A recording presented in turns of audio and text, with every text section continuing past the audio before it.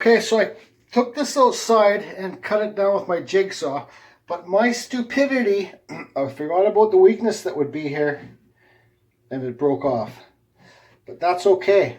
As long as you don't touch this area, you can epoxy it or glue it back together. So I'm going to carve this beard. I'm basically going to finish this whole piece, finish everything with it separate, and then glue it back together to finish it.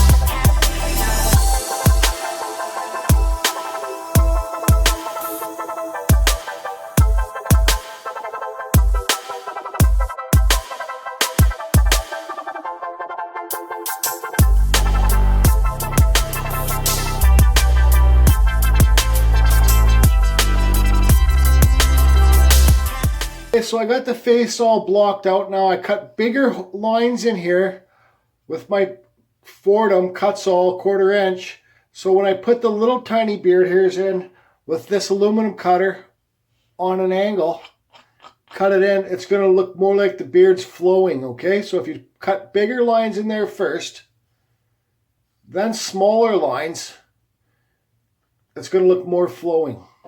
So what also I'm going to do here is I'm going to cut, this guy's not going to have eyeballs, I'm going to undercut into the eyes, underneath the eyebrows, in a 45 degrees underneath the eyebrows, and that will make his majestic eye, whatever, mystique, whatever, what's the friggin' word, eyes. So, okay, so, and then I'm going to clean up inside here with this bit too. So I'm going to use this first, and then I'm going to switch over to this and carve in all the beard hairs.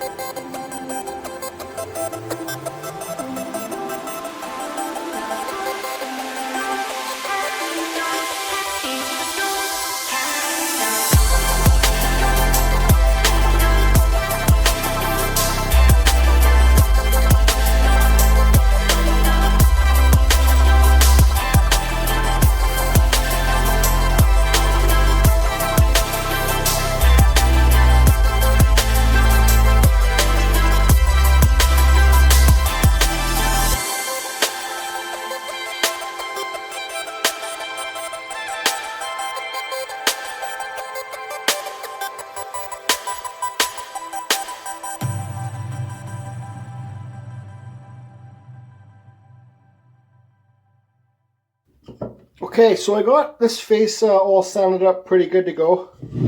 I sanded just a little bit over there, so, but you can see it still connects fine.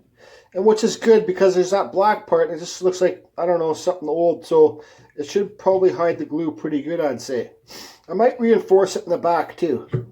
But so now I got to take this outside with my Orbit sander and sand this whole thing. But now, before I do that, I figure I need to find out where the clock hands go.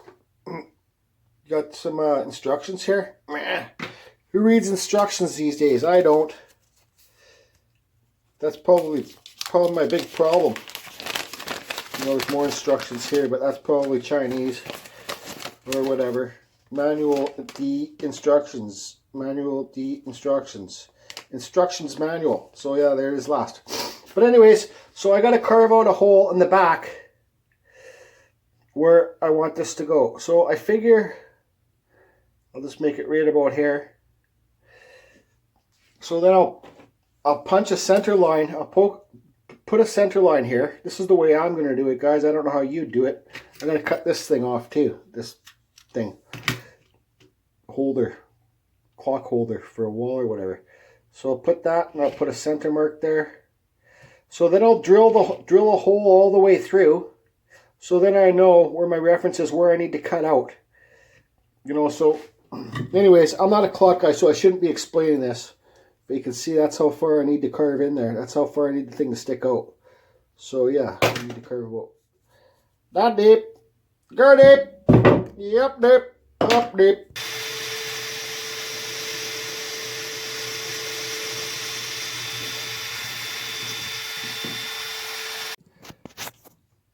Okay, so I got the hole drilled in there. This fits in place now. So now I got this outside marked here. So that's how deep I need to carve it to for the piece to come out, I hope. I'm not a Matthew musician or whatever, excuse me, so I need to carve in here deeper. Yay, fun. Hey you guys, when you're starting to carve deep holes like this, you know, be really careful that you don't jam up your burr, because that's how you'll break your flex shaft. Okay, so I got the hole carved in the back here. I'm not going to lie, I should have pulled out my drill press, used my, what's called, Forster bits, whatever they're called, drilled the hole there, and then squared it off. But whatever, I carved this whole goddamn thing. And it took a while. This is a hard piece of juniper. Not that hard, but still a hard, there you go, sticks out. So now, I'm going to take it outside. Yeah, see, you won't even be able to tell.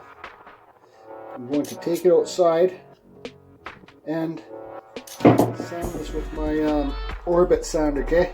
I'll probably take it down to 220 grit or something. You guys don't need to see me doing that, so that's that. Okay, so I brought it outside and I sanded it to about 350 grit. I don't have any spray here, so I sprayed it with some sanding sealer. So when that dries, I'll go pick up some spar varnish. Is that what I just said? I don't know what I just said, but whatever. Hey guys, so there it is. Finished clock. Juniper wood. So, excuse me, I didn't end up gluing this here because my neighbor said just put a chain there, so it's kind of like one of those tick-tock, tick-tock, tick-tock things, you know what I mean? I still have the option to, you can see I just got one of those hook loop things and screwed it in there. You don't see it from the back. I still could make another chain coming down. I thought about doing like a pine cone or a maple leaf or something. Might do that at another date. So there it is. So the question is, did I like doing this piece? Well, I like carving the wood spirit. I'm not a huge fan of finishing products because when you make a clock, you got to make it real smooth so you don't see any carve marks or anything like that. When you do a carving like this, it doesn't have to be like that. But the better you sand it, the more it's going to look. Look at the crazy grain in there. So this is spar varnish on this. I sparred this too and then I wiped it off 2 times. So lots of people would epoxy it.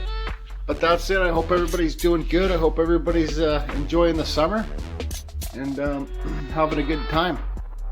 So yeah, tick-tock says the clock, I guess.